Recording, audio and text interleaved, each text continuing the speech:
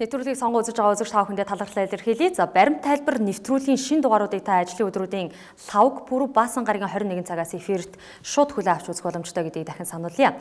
Өнгөрсөн өдрүүдэд манай урт хурш бүгд найрамдах Хятад ард улсын Шанхай одноо нэгэн чухал арга хэмжээ зохион байгуулагдлаа. 4 жил тутамд зохион байгуулагддаг Азийн хамтын ажиллагаа итгэлцлийг бэхжүүлэх баг хурлын гишүүн орнуудын дээд хэмжээний уулзалтад манай талаас ерөнхийлөгч элбэгдэрж оролцоод өнөөдөр их хоорондоо ирсэн байна.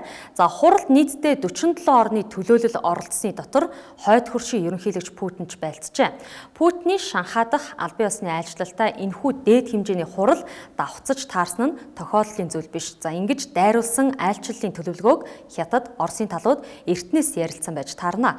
Чухам ямар итгэлцлийг бэхжүүлэх гэж хоёр хөрш төлөвлөгөөт уулзалтыг хийв гэдэг дээр анхаарлаа хандуулъя.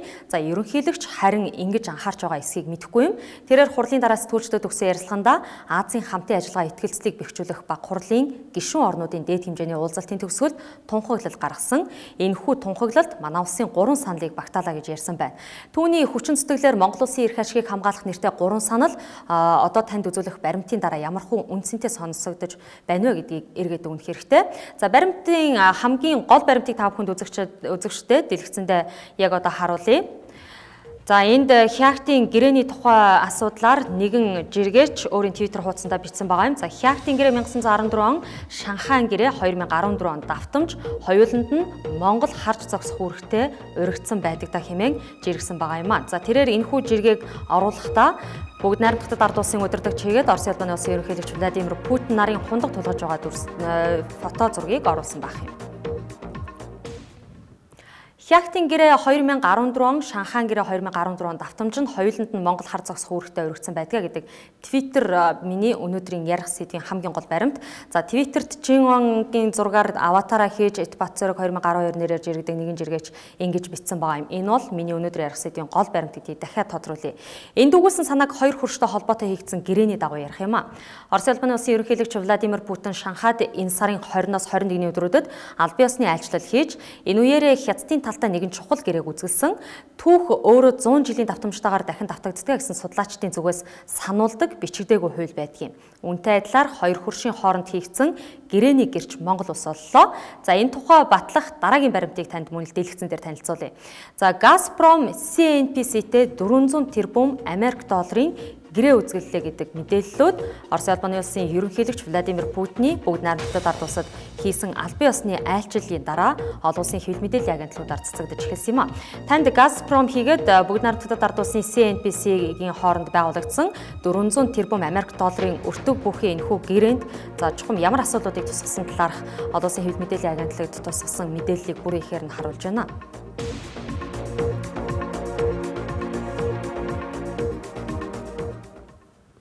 Энэ гэрээг дөнгөж өчигдөрхөн талууд байгуулсан байгаа юм. Шанхайд уулзалтсан Си Цзиньпин Путин нарын дунд Монгол улсын ерөнхийлөгч хэлбэгд орж байсан. Гэрээний дагуу хөндөгдөх Монгол улсын эрх ашигыг тэр Азийн хамтын ажиллагаа итгэлцлийг бэхжүүлэх шат ахиулах зорилгоор баталсан тунхаглал тусгуулж чадсан уу гэдэг нь ерөнхийлөгчийн Шанхайг зорьсны үр дүнг хэмжиж болох асуулт. 2014 онд Хяхтад болсон Хятад, Монгол, Орос 3 улсын хилцээрт ч манай улс хоёр хөршийн тохиролцооны бодит гэрчин болсон гашуун сургамж бидэнд бий. Оросын албаны улсын бүгд найрамдах Бурайд улсын аймаг Хяхт хот урд захаасаа манай улстай Оросыг төлөөлж хилэлдэг. Орос Монголын хувь нийлүүлсэн хөрөнгөөр босгосон Улаанбаатар төмөр замын зам төмөр Хяхт хотын суур Наушкаар дайр өнгөрдөг.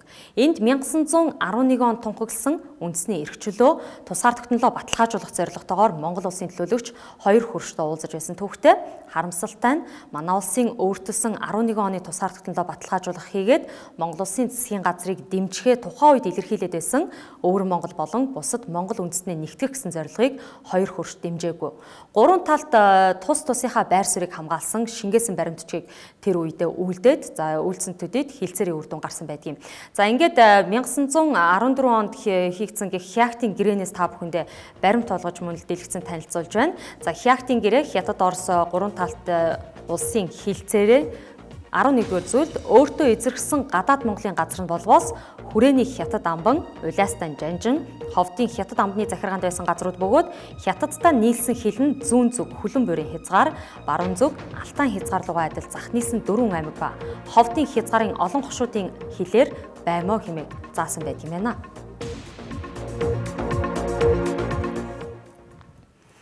За эндээс бид дангаараа хил хязгаараа тогтоож улс төрийн хувьд хараат бус тусгаар тогтносон улс байхыг хоёр хөрш дэмжээгүй түүхэн баримтыг олж харж болж байна.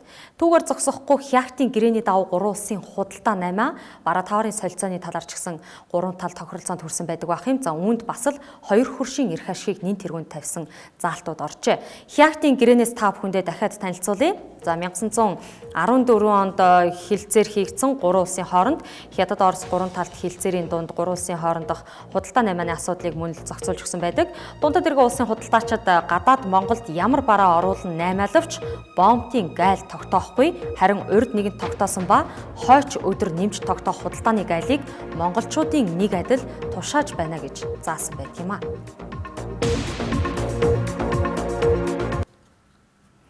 Хоёр хөршөөс импортоор оруулж ирэх бараа таваарт ямар ч гайлын татвар ногдуулахгүй байхаар тусгасан санааг дээрх Хяхтын гэрээ өөрөө баталж байна. За ингэснээрээ тухайн үеийн Монголын эдийн засагт ирэх өр нөлөө байхгүй. За зөвхөн урд хойд хөршид үйлдвэрсэн барааг худалдаалах худалдааны цэг төдийд Монгол улсыг авч үзэж байжээ. Худалдаа эдийн засаг за улс төрийнхөө хувьд хөрш орнуудаас хамааралгүй байх гэсэн Монголын засгийн газрын гол зорилгыг Хяхтад болсон 3 талын хэлэлцээрээр хөрш орнууд нурааж чадсан байна. 1914 онд Монгол улсын засгийн газар өвөр Монголыг өөртөө нэтгэх зорилготой байсан ч хэсэг Монгол үндэстэн өвөр Монголын өөртөө засах орон гэх нэршлэр урд хөршид хамаатсан хэвээр байна. Ерөнхий агуулгынхаа хувьд Монгол улсын тусгаар тогтнолыг хүлээн зөвшөөрөөгүйтэй адил за энэ санал нь нэр бүхий хөрш орны хувьд ч өнөөдөр хүчинтэй хэвээр байгааг 2013 оны төгсөлд бүгд найрамдах Хятад ард улсад албан ёсны ажиллал хийсэн Монгол улсын ерөнхий сайдын ажлын үеэр Хятадын талын илэрхийлсэн байр суурь бэлтгэнэ гэрчиж байлаа. Архивын бичлэгийг танд сэргээж сонсгоё. Монгол улсын ерөнхий сайд Алтан хуйг бүгд найрамдах Хятад ард улсад ажиллалаа. Энэ хүрээнд хоёр тал бие биенээ харилцан хүндэтгэх, мөн хамтран хожих хүсэл, найрамдлын зарчмаар энэхүү хамтын ажиллагааг улам хөгжүүлэх сонирхлыг харилцан илэрхийллээ. Монголын тусгаар тогтнол бүрэн эрхэт байдал, нутаг дэвсгэрийн бүрэн бүтэн байдлыг Монголын ард түмэн өөрсдөө сонгосон хөгжлийн замыг хүндэтгэх байр суурийг Хятадын тал дахин илэрхийлсэн юм а. Монголын тал Хятадын Тайван, Төвд, Шинжаан зэрэг орнуудын асуудлаар бүгд найрамдах Хятад ард улсын талын байр суурийг дэмжиж байгаагаач дахин илэрхийллээ. Үүний дараа манайх хоёр орон маш сайн хөршийн найрсаг харилцаагаар хөгжих зарчмаар хоёр улсын түншлэлийн харилцааг шин дэвшинд гаргахад бэлэн байна гэж хоёр орны ерөнхий сайд нар онцоллоо. Лю Жимин хэмээх энэ эрхэм бүгд найрамдах ард улсын гадаад харилцааны дэд сайдын албан тушаалыг эрхэлдэг. За Хятадын гадаад хэргийн дэд сайд Лю Жиминий хэлсэн үгийг Хятадын засгийн газрын байр суурь гэж үзэх бүр үндэслэлтэй. Тэрээр Монгол улсын тусгаар тогтнол бүрэн эрхт байдал, нутаг дэвсгэрийн бүрэн бүтэн байдлыг Монголын ард түмэн өөрсдөө сонгосон хөгжлийн замыг хүндэтгэх байр суурийг Хятадын тал дахин илэрхийллээ гэж хэлсэн юм. Бид лав энэ замыг сонгоогүй гэж хэлж байгаатай утга нэг санаа. За түрүүхэн хэлснээр бидний тусгаар тогтнолыг урд хөрш одоо ч эргэлзсэн байр сууриас ханддаг гэдэг нь албаны хүний яриагаар инхүү нотлогдож байгаа юм. 20 дугаар зуунд ч ийм саналтай байсан хөрш орнууд 21 дугаар зуунд өөр хоорондоо байгуулсан гэрээндээ Монголын эрх ашигыг хэрхэн хөндөг нь сонирхол татаж байна.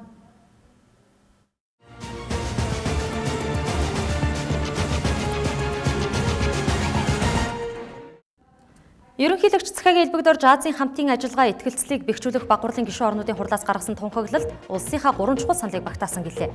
Энэ саналууд Оросын Газпром, Хятадын CNPC-гийн 400 тэрбум Америк долларын гэрээний даваа хөндөгдөх Монгол улсын эрх ашигаас чухал саналууд байсан уу?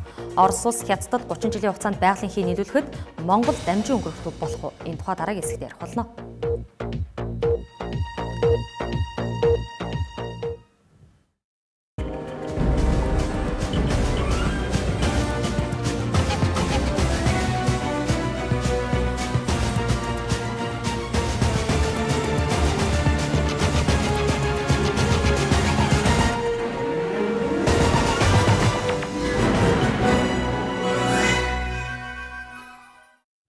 Хөлбөрт өргөд татам орилно энэ бол баримт тайлбар нэвтрүүлэг 2 дугаар сувгийн эфирээр танд яг одоо хүрч байна. За Путин Си Цзиньпин нарын хооронд 30 жилийн туршид байгалийн хий нийлүүлэх 400 тэрбум Америк долларын гэрээ байгуулагдсан. Үүний хажууд манай улс барагдшгүй их газрын баялагтай гэж даналзах хэрнээ энэ дайны гэрээ байгуулсан билүү. Чалкотод дөнгөж 350 сая Америк долларын гэрээ байгуулсан. За оюутлахын хөрөнгө оруулалтын гэрээ анхны тохиролцсноор 6.2 тэрбум Америк доллар. Хамгийн сүүлд 1.5 тэрбум Америк долларын бонд гаргаж байж хөрөнгө ослоо. За хөрөнгө оруулалтыг татвал татсан шиг татаж болдгийг хоёр хөршийн байгалийн хий нийлүүлэх гэрээ харуулчихлаа. Үүний дэргэд Бурхны тоо ярьсан эдийн засгийн хөгжлийн сайд ичих хэрэгтэй. За Газпром CNPC-гийн энэхүү гэрээний нөхцөлийг хоёр тал бүтэн 10 жил хилэлцэж маргалдаж байж сая амжилттай байгуулжээ. Орос улс 2018 оноос эхлээд урд хөршид 30 жил тасралтгүй байгалийн хий экспортлох нь. За байгалийн хий дорнод чиглэлээр барихаар төлөвлөж байгаа 3200 км Сибирийн хүч хоолоогоор дамжуулна гэж мэдээлсэн баг юм. Үндсэндээ Оросын зүүн хэсгээр байгалийн хий дамжуулах хоолой тавигдана гэсэн үг. Гэрчээр байлцаар суугаад дотоодынхоо эдийн засагт ямар ч өргөөжгүй замыг бид сонгочихсон уу гэвэл тийм. Энэ үр дүнг аль эрт тавьчихсан байсан. За хоёр хөршийн байгуулсан гэрээ 10 жилийн өмнөөс яригдаж байсныг хэвлэлүүд онцолж байгааг санах хэрэгтэй. Тэр үед Орос байгалийн хийгээ хятад руу экспортлох хийн хоолой тавих асуудал хөндөгдөхөд Монголын нутгаар дайруулах саналыг Оросын улбанаас гаргаж байсан удаатай. Ингэн туулах замынхаа уртыг харсан ч манай хоёр хөршид зардал цаг хугацаа хэмнээд ашигтай тусгайлаа. Хэрвээ тухайн үед Оросын тавьсан саналыг хүлээж авсан бол Америк нэгдсэн улс хятадд ашиггүй. За учир нь Монгол дахь улс төр эдийн засгийн бодлогод Орос нөлөөлж байна гэх шүүмжлэл Америк нэгдсэн улсаас сонсогдож эхэлнэ. Энэ тохиолдолд манайх Америк нэгдсэн улсаас хуулбарлах нөхцөлгүй болох юм. Нэгдсэн улсны байгууллагад ч тоогдох магадлал том аргахан. Харин хятад эрчим хүчнийхээ их усрыг нэмэгдүүлэх гэхдээ энэ гарц нь Монголын нутгаар дайран өнгөрөөсэй гэж хүсэхгүй. Байгалийн хий дамжуулах хийн хоолойг хааж болох юм. Ийм шантажийг Украин боддоор харуулсан. Оросын Европын холбоо руу экспортлж байгаа байгалийн хий дамжуулах хоолой Украины нутаг дэвсгэрээр дайран өнгөрдөг. Энэ дамжлагад гацалт үүсэх юм бол Орос улс Европын зах зээл дэх ашгаа алдна гэсэн үг. Тэр тусмаа Монгол-Украин хоёрын хувьд газар зүйн бүтцээр ижил төстэй гэдгийг өмнө хэлж байсан. Манайх стратегийн хоёр том гүрэнтэй хиллэж байгаа бол Украин, Европын холбоо, Орос улбаны улс гэсэн том хоёр зах зээлийг холбогч болж өгдөг юм.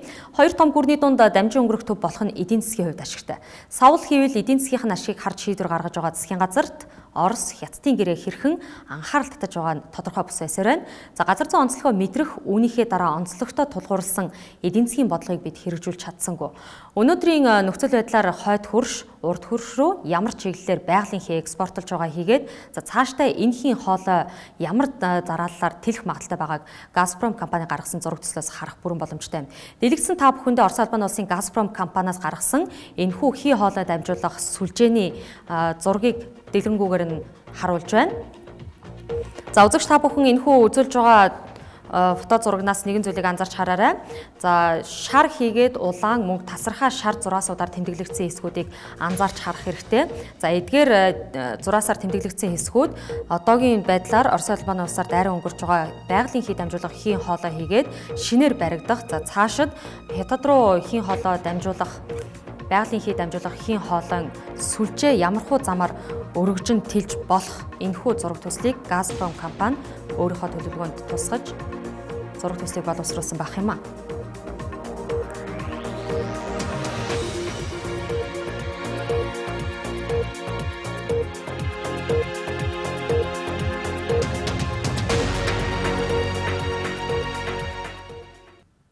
Зураг дээр харагдаж байгаа чиглэлээр хойд хөрш байгалийн хийн хоолойг хятад руу хэдийнэ татчихсан байна. Хятад одоо ч Оросоос байгалийн хий импортлж байна. За харин цаашдаа энэхүү хий дамжуулах хоолойг Оросын зүүн хэсгийн хотод болох Абхазан, Иркутск хүртэл шин сүлжээ бий болохоор төлөвлөж байгаа юм байна. Харин улаанаар тэмдэглэгдсэн хэсгийг та анзаарч харсан бол энэ хэсэгт Якут, Иркутск, за Владивосток хүртэл хийн хоолой тавихаар ажиллаж байгаа юм байна. Дээрх сүлжээг шинээр ашиглалтанд оруулснараа Оросын улбаны улс хятад руу хийн хоолой дамжуулах сувгийг Монголын нутгаар тойруулж төлөвлөсөн байгаа юм. Монголын нутгаас тойруулж төлөвлөсөн. За тухайлах юм бол Алтан хязгаараас шууд хятад руу гарах нэг гарц, Благовещенск хотоос хятадын зүүн хойд хэсэгт гарах дараагийн нэг гарц, мөн Дальнереченск хотоос хятад руу гарах гарц, мөн Владивостокоос хятад руу хийн хоолой дамжуулах гарц гэсэн хит хитэн гарцыг шинээр төлөвлөд байгаа юм байна.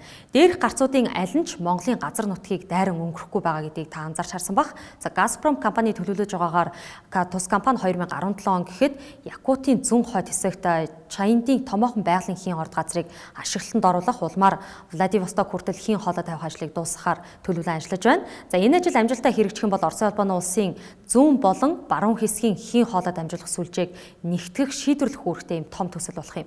Хэрвээ одоо бидний горилж байгаагаар байгалийн хий дамжуулах нэг хэсэг замыг манай нутгаар дамжин өнгөрүүлсэн ч хятадд болгоомжлох шаардлага нэгэнтээ байхгүй болчихжээ.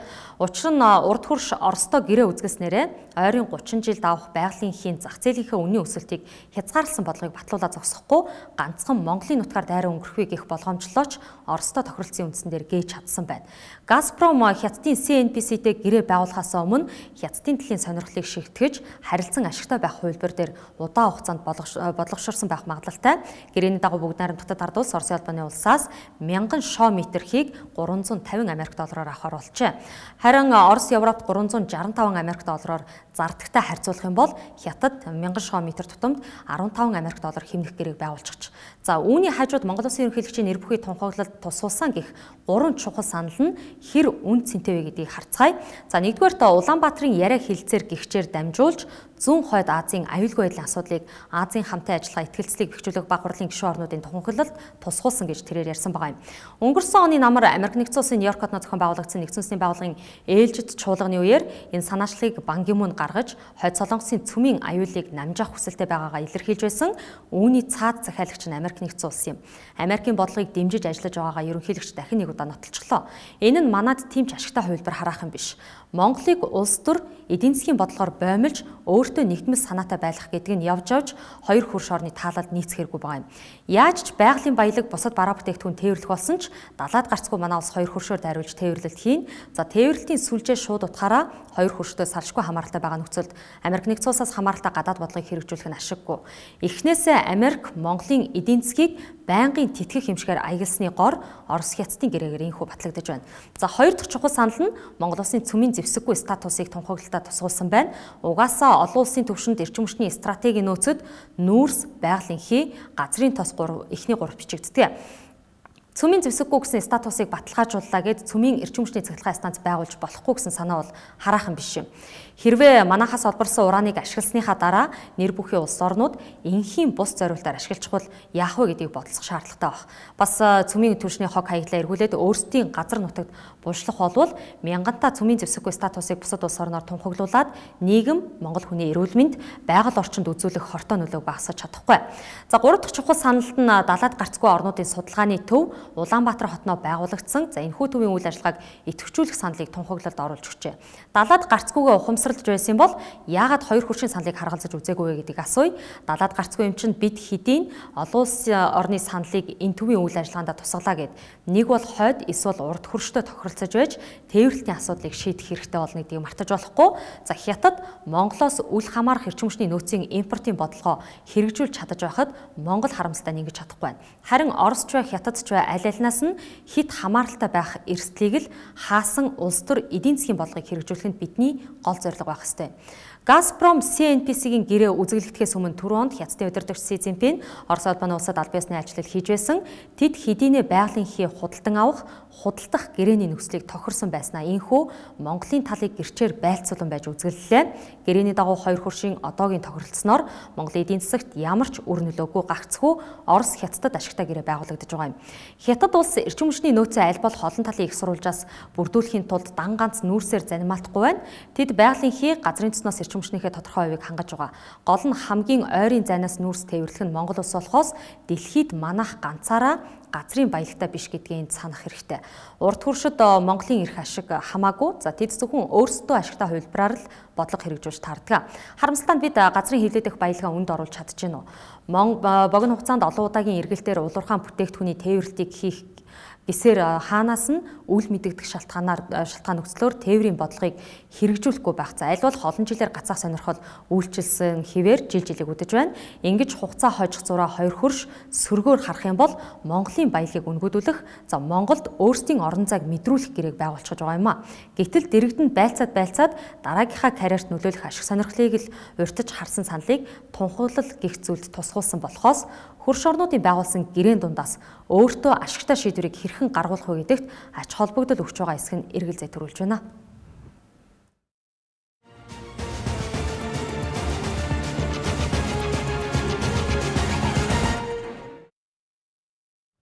За энэхүү хяактын хилцээрт Монгол Улсын засгийн газар төлөвлөсөн зорилготой очоод бүтлгүүцсэн бол энэ удаагийн 2014 онд байгуулагдсан бүгд найрамдагтад ард улс Орос улбаны улсын хооронд байгалийн хийг 30 жил тасралтгүй зарах энэхүү Орос Хятадын гэрээ байгуулагдахад төлөвлөсөн зорилгогүй явсан нь 100 жилийн дараах түүхийн давтцлын гол ялгаа байлаа. Баримт тайлбарын түрээ дуусч байна. Анхаарал хандуулсан үзэгч та бүхэндээ баярлалаа. Маргааш энэ цагтаа шинэ баримтыг тайлбарлах болно. Студид төлөв ажиллаа баяртай.